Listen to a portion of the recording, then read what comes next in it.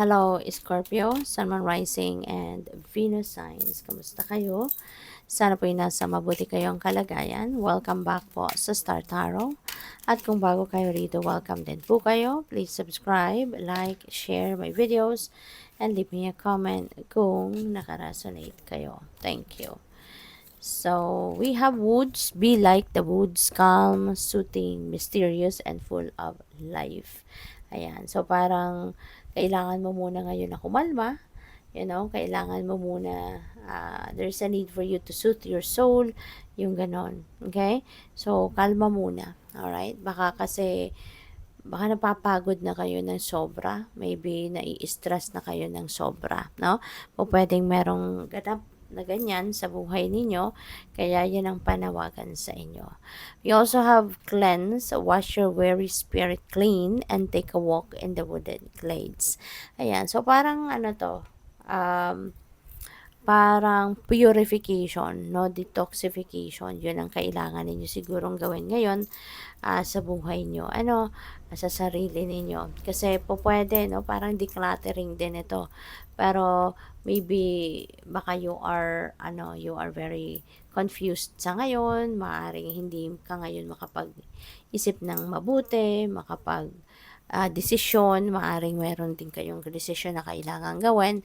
So, kailangan mo muna, no, na magano ka muna, purify and detoxify yourself kasi po pwedeng clouded din ang isip mo, po pwedeng fragmented, no, ang isip mo. Kaya, excuse me po, importante ngayon na mag-cleanse ka muna ng energy field mo, mag-cleanse ka muna ngayon ng sarili mo. Okay?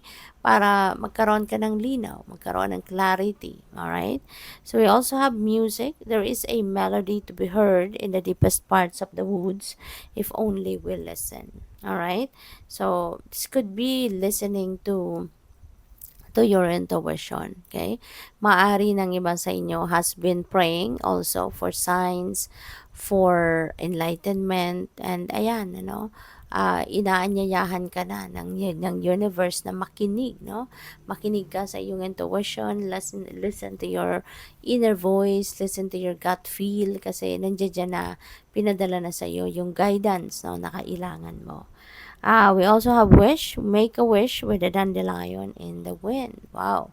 So, inaanyayahan kayo rito, Scorpio, to make a wish kasi maaari, no, na ready na ang universe, 'di ba? Para pakinggan ka, para tulungan ka na mag-come to fruition kung ano man itong hihingiin mo sa kanya.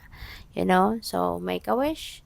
Close your eyes, 'di ba? Kung wala kang access ngayon sa nature, close your eyes, and imagine mo, no, na mayroong dandelion na nasa field, yung ganon, or hawak mo yung dandelion flower, imaginein mo yan, no, at mag-wish ka, at i-blow mo yung dandelion flower, So, good luck.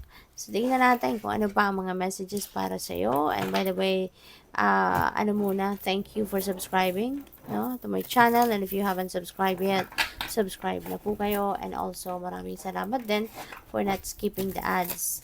At malaking bagay po yan sa akin. Thank you. And also, please click the join button sa baba ng video kung gusto po ninyo na mag-join sa membership. So, we have the 7 of Pentacles. We also have the Page of Wands. Meron din tayong Ace of Cups. Wow. So, napakaganda nito. What else? We have the 4 of Cups. Wow. So, may mga blessings na paparating.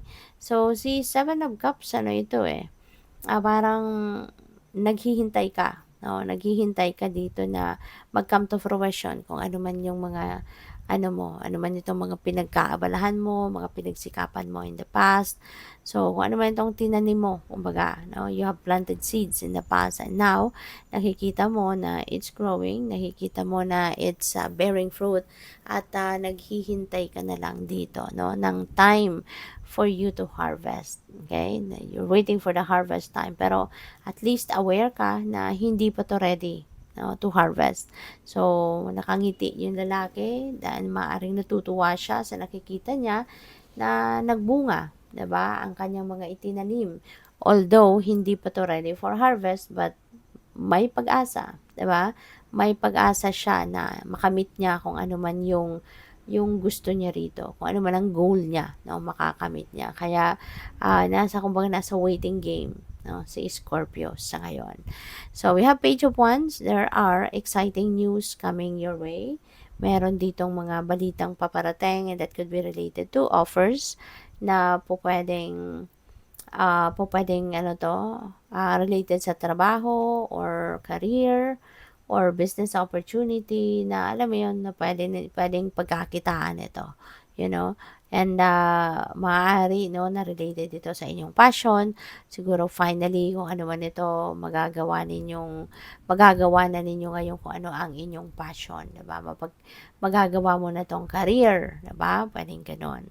So we have Ace of Cups. This is divine blessing. No? Maraming biyaya ang paparating sa inyo. This could be anything, you know, na ino-offer sa iyo ng universe, but whatever this is gonna come in abundance, no? Overflowing, 'di ba? Yung tubig sa cup, no? So, ibig sabihin madami ang ibibigay sa iyo kasi nag-o-overflow sa cup. And this could be anything, no? Na pwedeng ibigay sa iyo ng divine universe. This could be love, 'di ba? This could be financial blessings. This could be opportunities regarding anything. Pwede rin na mayroon ditong spiritual growth. Pwedeng mayroon ditong marriage for some of you. Yung ganon. So, this could be in any area of life, but definitely this is an overflowing of blessings. Kaya ang mararamdaman din ninyo, overflowing of happiness and joy. So, we also have 4 of Cups. Ayan. So, mayroon ditong offer din na po pwedeng dadating sa inyo, pero yun nga lang, no, parang hindi ninyo ito pinapansin. Maaring hindi ito yung gusto ninyong oportunidad, pwedeng ganon, or kasi parang buryong-buryo siya eh, no? Nakakunot ang noo niya, parang nakasimangot.